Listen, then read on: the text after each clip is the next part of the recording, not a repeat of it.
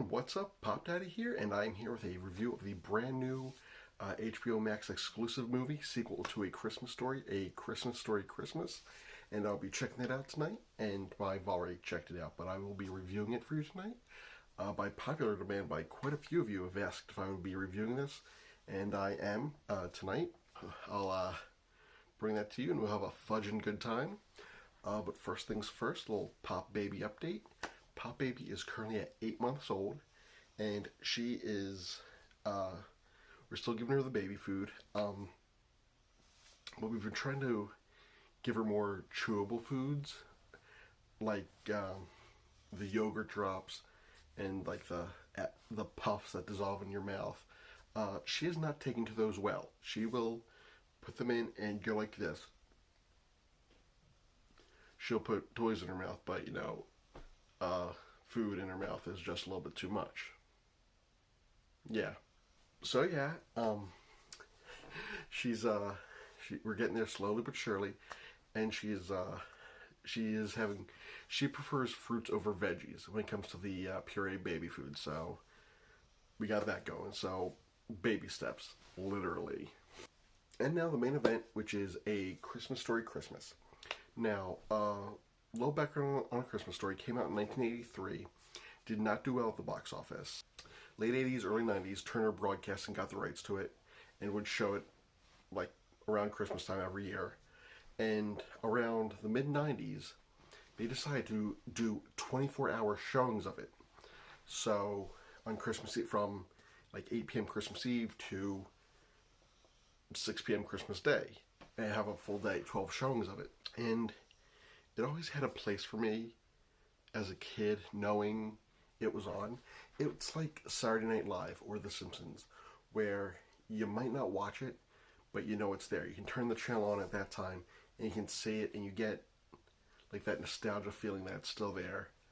I can remember watching it at my grandmom's in the early 90s, and not really ever hearing about it anywhere else but there. So that was always a movie that I felt like just I knew, and that felt like something special. So the mid-90s came along, and then instead of them showing it like once or twice at Christmas time, they would do the 24 hours. And then came the merchandising, and after a few years of it being on, then another one coming on after that, and another one coming on after that, I kind of got tired of it. And like I knew the movie backwards and frontwards, and so that's where like I kind of got exhausted with the movie and the leg lamps and the merchandising. I kind of watched other things during Christmas time, and I sort of grew up from it. Nowadays it's like candy corn, where I'll watch some of the first showing and be like, oh yeah, I don't really care for this that much, and that'll be it for the year. So Christmas Story Christmas made its debut on November 17th on HBO Max. It is an HBO Max exclusive movie.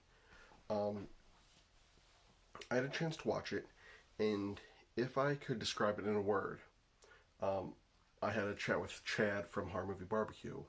I would say that word. We both agreed that the word for the movie would be sweet. It's a sweet movie.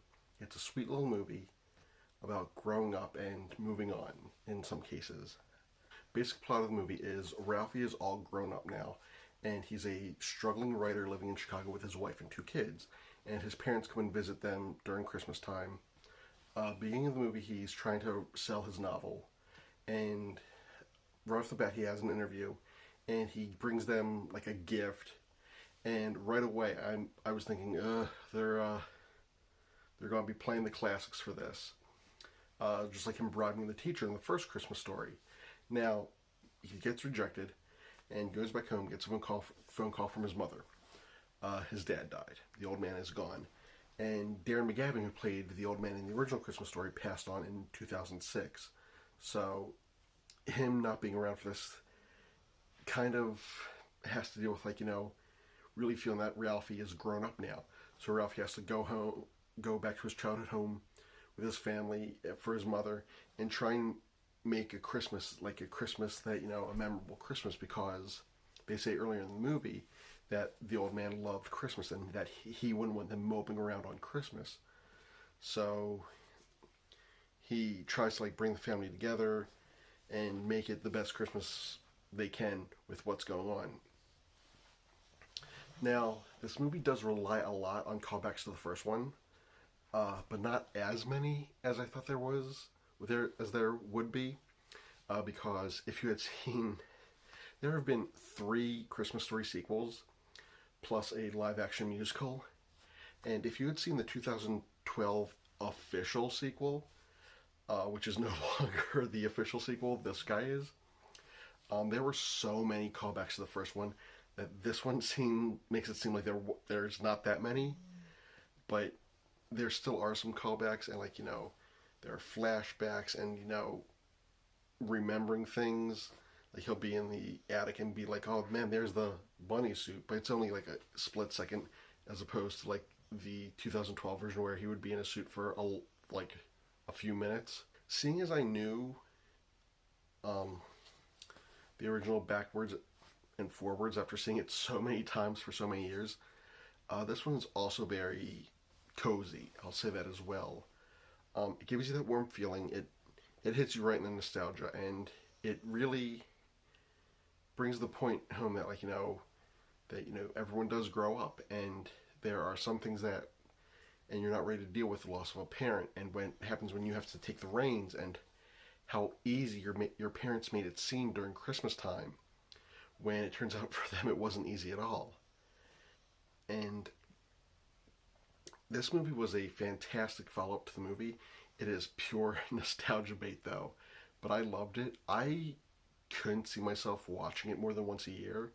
It would make a great double feature with the first one, but out of the other sequels, the only one I would really recommend would be Ollie Hopnoodle's Haven of Bliss, starring Jerry O'Connell. But it's a great movie. If you're a fan of A Christmas Story at all, definitely check it out. They do the source material great. It's a fun movie. It is funny. I found myself laughing a few times, and I'm not gonna lie. Even though I totally called what the ending would be, it still got me in the gut, and I will admit I did tear up during it. If you're a fan of the first movie, this one goes right for the emotions. I really like this movie, even though I don't really care for the original anymore. This one was really well done, and I totally recommend it. So check it out if you have HBO Max. And coming up soon, I will be doing a review of Blue's Big City Adventure. So I'll have that uploaded as soon as I finish watching it. Thank you. Be sure to like, subscribe, share, comment. I thank you all. And remember, if you have any suggestions, drop them below, or contact me on any of the things on the next page. Once again, love you all. Thank you so much for checking this out and watching. Peace.